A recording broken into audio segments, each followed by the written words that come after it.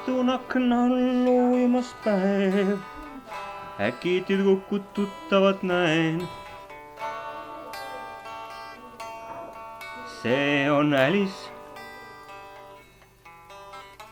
Kas petavad silmad või tõsi on see? Käes tal pakitud kohver ja keep. Ja lehvitab siis. On hetki elus palju, mis määravaks kord saab. Võib-olla on see saatus, et just täna lahkus ta, kuigi palju aastaid oli olnud mulle naabriks Alice. Kõik need aastad veel, mis on elus mööda läinud, kui lootusetult pime olin õnne kõrval käinud, nii ei näinud ma, et kogu selle aja oli naabriks Alice.